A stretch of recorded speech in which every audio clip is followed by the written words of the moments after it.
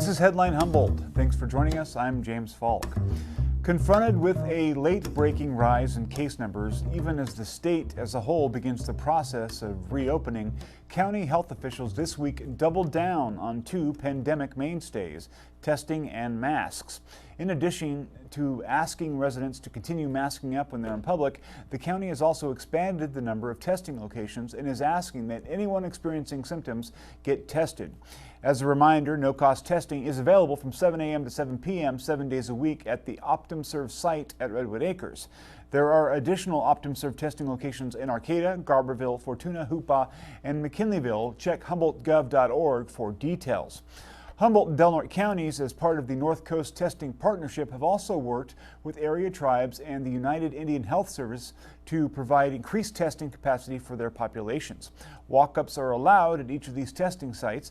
To sign up for a test in advance, visit northcoasttestingpartnership.org.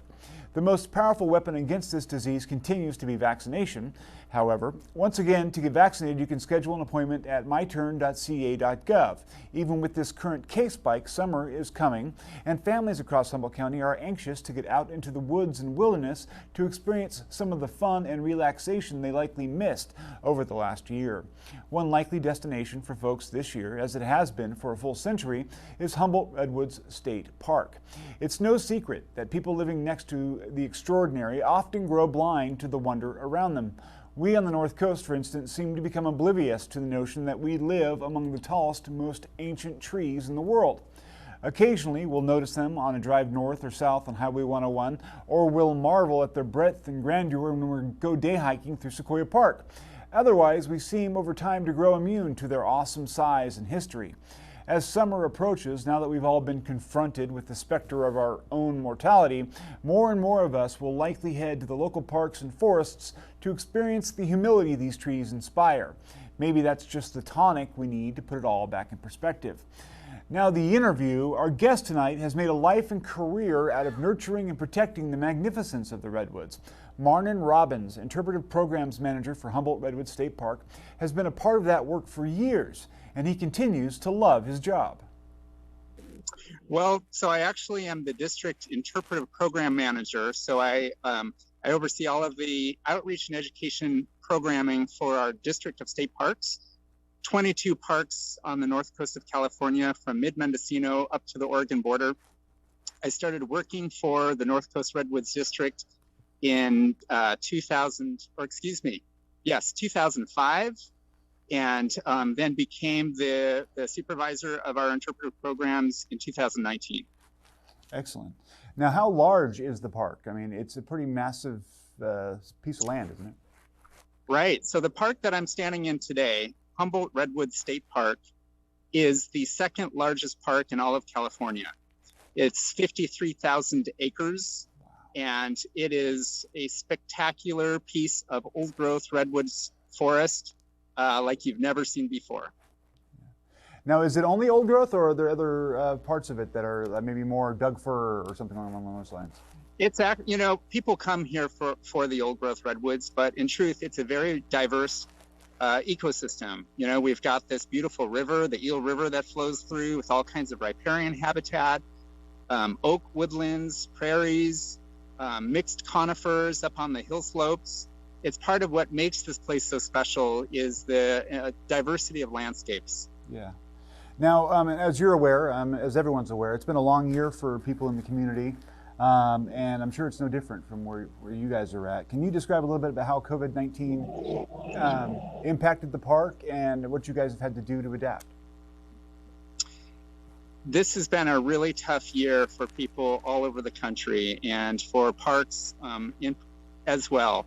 We had to shutter our doors basically for 4 months in the middle of 2020. It's continuing to impact our operations. We still have some staff who are teleworking. Of course, now that our campgrounds are open and our visitors are open, but still at limited capacity. So we are slowly opening our doors to the public, but it continues to have impacts on all of our lives. Now, do you have a date for when the everything will be open for people this summer? Is there like a time when you think that from that point forward everything will be back to normal? We're taking our lead from our county, from the county health departments that we work out of. So our district spans 3 different counties, Mendocino, Humboldt, and Del Norte counties. So we're really taking our lead from them and from the governor. I am cautiously optimistic that by some point this summer, we will be able to do many of the old-fashioned interpretive programs that everybody knows and loves, things like campfire programs and junior ranger programs, all that fun stuff. Yeah. I encourage everybody to come out to the park when we do that. It's going to be a great summer. Yeah, I think people are really looking forward to that kind of comforting normalcy, you know. In a previous conversation, you had mentioned that to some extent you guys were forced to think outside the box because of COVID, and you began doing, I think you said, daily video featurettes on various aspects of the park and natural phenomena and that sort of thing. Can you talk a little bit about that, and how were they received? Absolutely.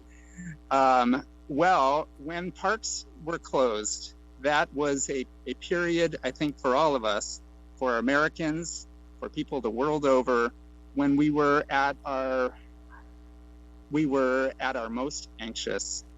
It seemed to all of us that the world had changed overnight, and parks and natural outdoor spaces are absolutely essential to our sense of well-being.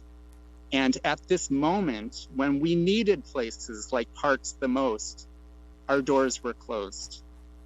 And so our interpretive team, we have 10 interpreters who are working in our parks on the North Coast. Wow. We decided that we would bring parks to people. And we did that by starting a project in March of last year to do daily Facebook Live interpretive programs from parks all over the North Coast. And we delivered those programs every day at 3 o'clock from many different parks. And since we started that, we've had close to 2 million views, wow, which is quite a bit larger than the number of people who actually came in person last year. Yeah. So it was very well received, and we will continue to do that even after COVID is over. Yeah. And it's a matter of equity to bring these incredible places, the landscapes that we as Humboldt County citizens, we take for granted, maybe, but they are absolutely unique. They are the world's heritage, these trees. And so we're finding ways now to bring them to people all over the world, and we'll continue to do that. Yeah, and I imagine that you've booked some demand for the future through that project. It sure sounds like it. Now it's Facebook. You can go there. Instagram also. Is that where the videos are at? So we've got our district is the North Coast Redwoods district. If you look up California State Parks North Coast Redwoods, you'll find us on Facebook. You'll find our Instagram account. We also have a Facebook page for Humboldt Redwoods State Park. Great content there. We also have a YouTube channel, by the way, with hundreds of archived videos of our interpreters in action. Really wonderful stuff. Yeah. Now, in addition, in your digital arsenal, you were mentioning that there are 2 apps that sounded very exciting when we spoke about them.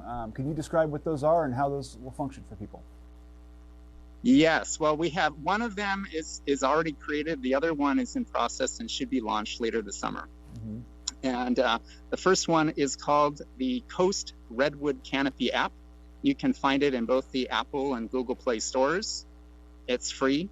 And it basically allows the user to project a 350-foot tall old-growth redwood tree in their living room or on their coffee table. That is so awesome. And explore this tree, the canopy of the tree, with these 360 videos of scientists atop this ancient redwood tree. It's absolutely mind-blowing.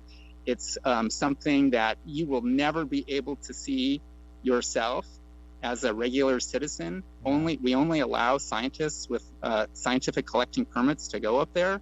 Sure. And now everybody can have this experience in their own back pocket. My kids are going to go crazy over that. So that's the first one, and then the next one is called the North Coast Redwoods app. We'll be launching that this summer.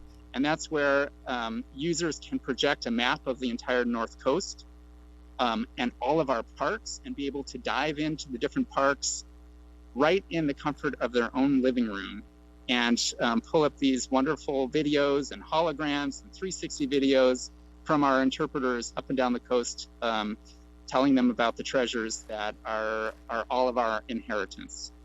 Excellent, man. Now, in our previous conversation, we also spoke about the rich history of the park. Now, I understand that this is the centennial year for, I guess, Humboldt Redwoods State Park. Can you talk a little bit about its creation, how it was an early model for what later became state parks?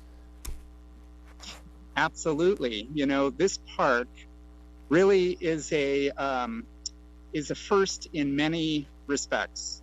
And one of those is that in its creation, it helped to turn a page in what I would say is the consciousness of the world and how we even see nature.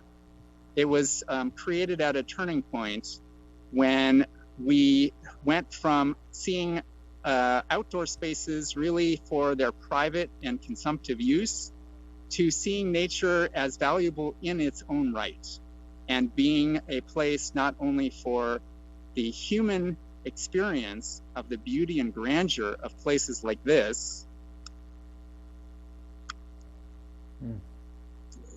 but also for all of the plants and animals that absolutely need places like this in order to survive. Yeah, absolutely. Now, another interesting tidbit that you mentioned, I mean, I say tidbit, but prior to women's suffrage, I guess that the act of investing in preserving forests was a political act that a lot of women opted to do. Is that correct, or can you explain that for me? Well, that's right. 100 years ago, at the turn of the century, women's roles in society were very prescribed and very limited in what roles they could take in any kind of political field or a role in government. One way that women were able to work, one sphere that they worked in, were these garden clubs, horticultural clubs that sprang up really in the late 1800s. And in the 19-teens, women's clubs, these garden clubs from across the United States, gathered their forces together and began to use their political clout. This is even before they had the right to vote. Yeah. To raise funds and to lobby to protect places like this. And it's really only because of their actions 100 years ago that we even have any redwoods, any of these ancient redwoods left today.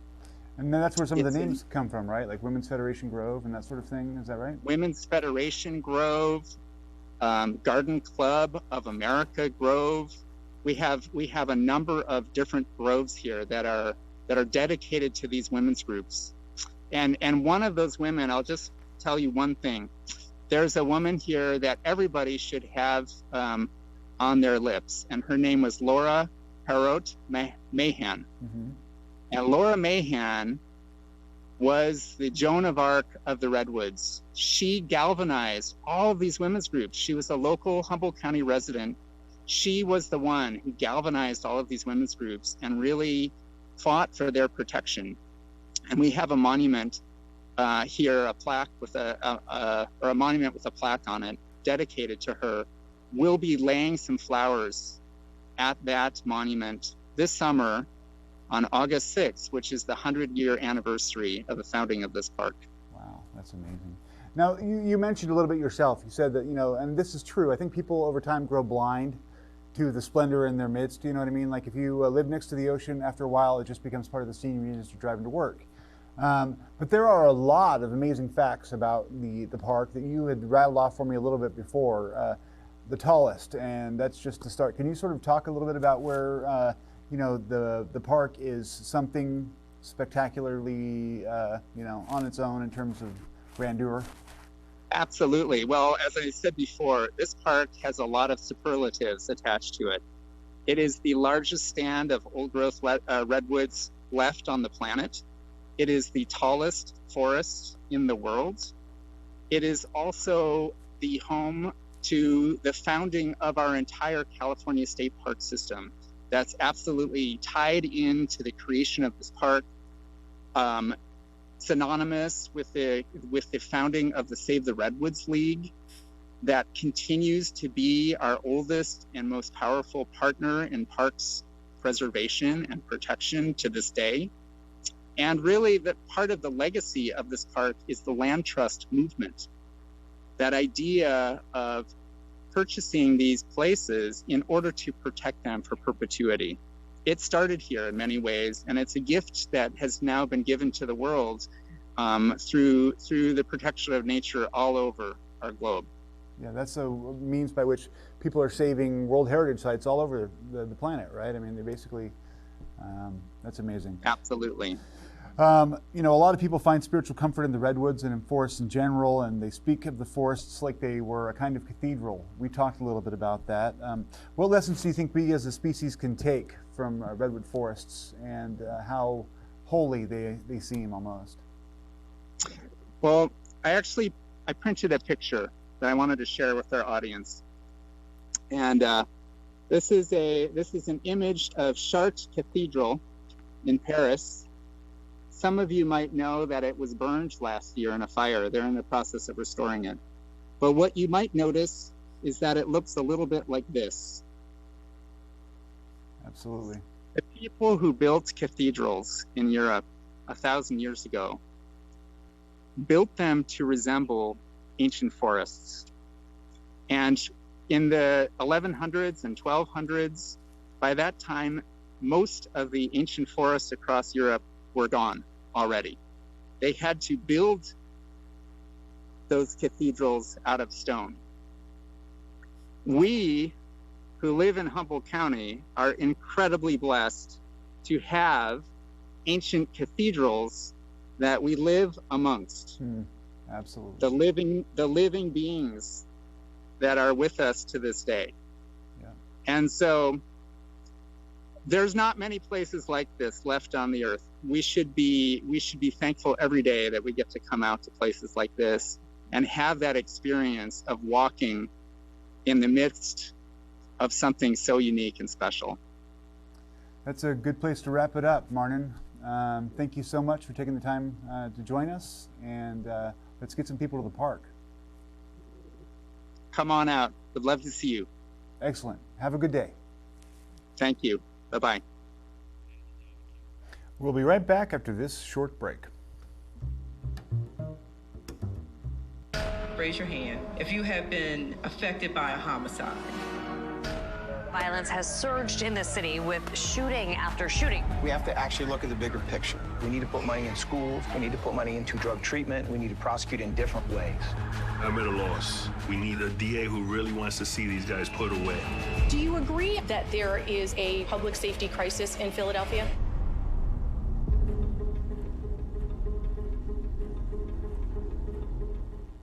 The world is flooded with plastic garbage. In this state, none of this is recyclable. Have efforts to solve the plastics problem made it worse? Do you think the industry used recycling to sell more plastic?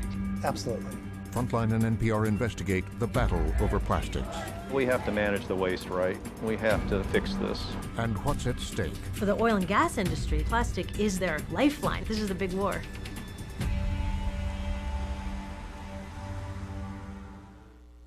At their weekly press conference, Humboldt County health officials gathered to give the public an update on the ongoing battle against COVID-19.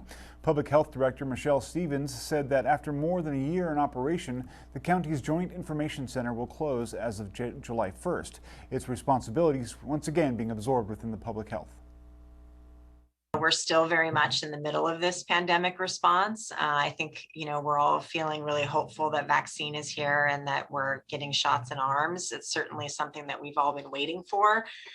Those of us that have been in this response, especially. But we're not through this yet. We're still seeing cases. We're still seeing hospitalizations. So that's an important point. But we're also looking at kind of what does this look like for us as public health and in our response as a county, as the response is kind of focused more on vaccine distribution and getting shots in arms. We're scaling back to a department operations center starting July 1 is our target. And we're planning for what that looks like, what our structure looks like, vaccine branch, and the task force will still remain and whatnot, because we still have some work to do in terms of getting vaccine to folks. We have a communicable disease program in public health. It's a mandate that we have. It's been a long time underfunded. And so, you know, communicable diseases, there are over 80 plus communicable diseases that are mandated to be reported to the public health department for follow-up and investigation. COVID-19 is one of those and will continue to be.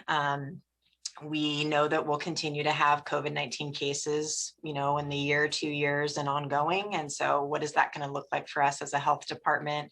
We're looking at our staffing needs ongoing as well. And the funding for that. I think that's something that the legislature and hopefully the community sees value in public health, and increased funding ongoing for local health departments is a need. We're seeing funding for COVID-19 response, and it's great, but we need continued funding for addressing the health disparities that we see, especially in communities of color in general, but also as we've seen with COVID-19 cases. Humboldt County Health Officer Ian Hoffman once again encouraged the public to keep wearing their masks and implored people to get tested if they have any reason to believe they've been exposed to COVID-19. News late this afternoon that genomic sequencing has so far identified around 40 cases of the dangerous B117 variant only further underscores his point. Officials believe that strain is now widespread locally. In addition, Hoffman pointed out that vaccinations for kids will likely be approved in the near future. We're headed into a time where the protections, public health protections that we've had throughout the whole pandemic are being taken away. So this stay-at-home orders that were very strict in the beginning have continually loosened and will continue to loosen over time. So those protections won't be there for people. And so the last protections that we're going to have are the vaccine and masking. So, you know, really want to encourage everyone to get vaccinated. We know that in the coming weeks, we're going to see vaccination open up to 12 to 15-year-olds, which is going to be very helpful for getting us closer to vaccinating as many people in our community as want to get vaccinated. We know that the next group of age group is likely to come later in the late summer or fall, probably going to be two-year-olds and up, 2 to 12-year-olds. And we also know that the FDA is looking at removing the emergency use authorization and giving full approval for some of the vaccines that are now being used under emergency use authorization. And so all those things could be happening in the next few months. So please, you know, keep an eye out for that. We're going to make sure that we continue to vaccinate and get the vaccine out there as much as we can. We're going to be continuing to do investigations as a public health branch well into the future. And this, again, can continue to participate, get tested, mask, and vaccinate. Eureka police are asking for the public's help in finding a 78-year-old man suffering from dementia. Christopher Wilkins drove away from his residence and was last seen traveling east on Harris Avenue, approaching Redwood Acres on Thursday around noon. He is described as a white man, 5'9", 140 pounds, with white hair and brown eyes. He wears glasses. Police say he may be confused. He was driving a white 1987 Ford Aerostar van with plate number 3H62670. The van's paint job is in poor condition with heavy rust marking the sides. The windshield is cracked. Anyone with information should call Eureka Police at 441-4044. Tonight's community conversation put out by the City of Eureka features Calder Johnson from the North Coast Repertory Theatre. My name is Calder Johnson. I am the Managing Artistic Director of the North Coast Repertory Theatre, which I am sitting in currently, and which unfortunately has been shuttered for the last 13 months. And however, we are now looking forward to gradually, safely, and responsibly bringing back live performances as appropriate. About NCRT, we have been in operation for about 37 years now, the oldest running theater in Eureka.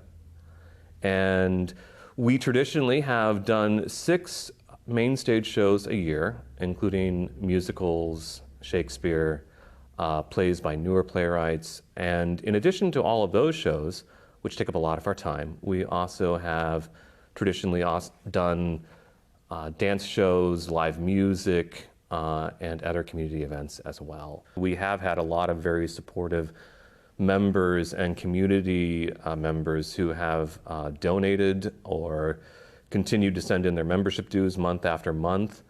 And without them, we quite possibly would not be here. Over the last year, we have invested fairly heavily in video equipment, live streaming equipment, new computers, new technology in the space to allow us to move into more of a hybrid model where we, of course, start moving into having limited, safe, indoor live audiences, but combine that with live streaming out into the rest of the community. It's a major accessibility step forward for us as well, which is important. Everyone in live entertainment here, a reoccurring theme is we don't necessarily just want to go back to normal. Normal was really challenging and difficult in a lot of ways and wasn't ideal in a lot of ways. And we have an opportunity to come back and do better. And I look forward to programming here at the theater that is more organic, more inclusive, more equitable, to see our space transform into more of a truly multi-use community venue. We are entering into a new world. We've left that behind. We've gone through an incredibly difficult transition. We've gone through this, this long, dark night of the soul. And when we come back on the other side, I think, yes, we're all going to be different. And I know also that for a lot of us in live entertainment locally, we're not only going to be changing a lot of how we do things individually, but the amount of new collaboration and connections that I have seen develop or been part of this last year has been incredible to watch. Desperate times have driven us all together, huddling together for warmth and mutual support.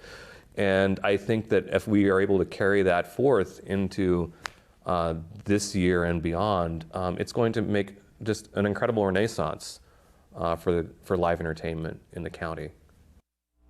That's all the time we have for tonight. Humboldt County in this pandemic has had 3,935 positive COVID cases with a total of 39 deaths.